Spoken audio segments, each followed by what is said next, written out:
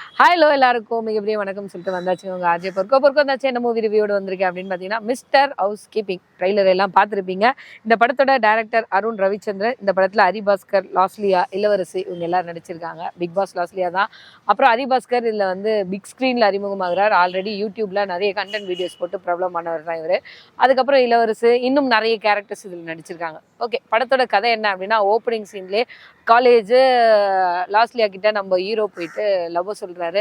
4 இயர்ஸா நான் உன்னை லவ் பண்ணிட்டு இருக்கேன், நீ என்ன லவ் பண்றியா இல்லையா அப்படின்னு கேட்கிறாப்புல. அங்க நடக்கிற சின்ன சின்ன காட்சிகள்.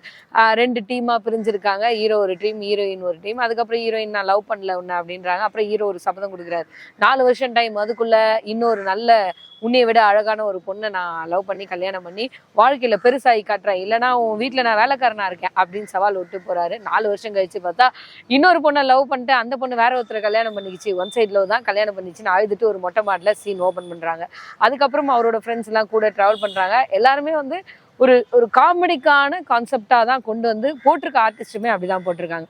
அதுக்கப்புறம் நம்ம தலை ஒரு வீடியோ பார்க்க ஆரம்பிக்குது ஃபோனில். அதில் ஒரு சிக்கலில் அவங்க அப்பாவை மாட்டி விட்றாப்புல. அதுலேருந்து தப்பிக்கணும்னா அவருக்கு ஒரு 5000 ரூபா பணம் தேவைப்படுது.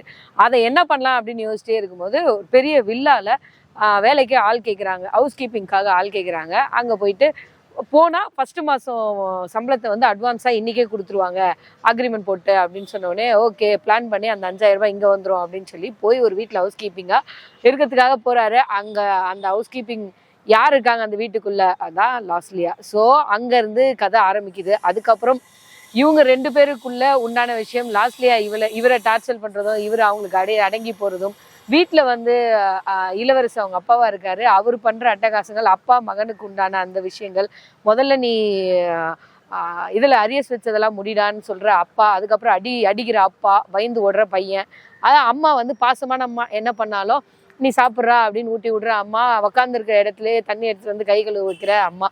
ஸோ இப்படி போயிட்டு இருக்க இந்த இதில் ஒரு சின்ன ஒரு ட்விஸ்ட்டை அங்கே கொண்டு வந்து வச்சிருக்காங்க. என்னன்னா இவங்க 2 பேருக்குள்ள ஒரு லவ் ட்ராக் மாதிரி லாஸ்லியாக்கும் நம்ம ஹீரோக்கும் ஹீரோயினுக்கும் கொண்டு வந்து வச்சோன்னே ஹீரோ வந்து அதை ஓகே செம அப்படின்னு அப்படி கொண்டு வரும்போது இன்டர்வல்ல 2 வெவ்வேறு காட்சிகள் ஹீரோக்கும் ஹீரோயினுக்கும் வச்சு அங்கதான் பெரிய ட்விஸ்ட்டை கொண்டு வந்திருக்காங்க. இதுக்கப்புறம் இன்டர்வலுக்கு அப்புறம் இவங்க 2 பேரும் சேர்ந்தாங்களா, இவங்களுக்குள்ள காதலா, இல்லை தனித்தனியா வாழ்ந்தாங்களா, இப்படின்றது தான் ரிமைனிங் கதை. இந்த படத்தை வந்து நீங்க கதையா கான்செப்டா இப்படிலாம் யோசிக்கிறத விட ஒரு நார்மலான ஒரு லவ் ஸ்டோரியில் ஹியூமர் கலந்தா எப்படி இருக்கும் அப்படின்ற மாதிரியான கதை தான் இதுக்குள்ளே வச்சுருக்காங்க.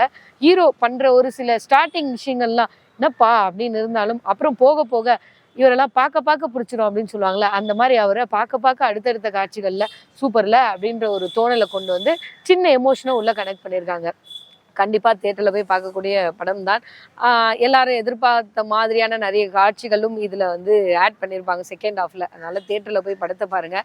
படம் மியூசிக் பொறுத்த வரைக்கும் எல்லாமே வந்து இந்த காமெடி கலந்த ஒரு மியூசிக் தான். ஒரு சில இவரோட டான்ஸ் எல்லாம் பார்க்கும்போது ஒரு சில படத்தோட ரெஃபரன்ஸ்லாம் எனக்கு ஞாபகம் வருது. அதனால் கண்டிப்பாக தியேட்டரில் போய் மிஸ்டர் ஹவுஸ் கீப்பிங்கை பாருங்கள். பார்த்துட்டு உங்களோட கருத்து என்ன அப்படின்றத கமெண்ட் பாக்ஸில் போடுங்க.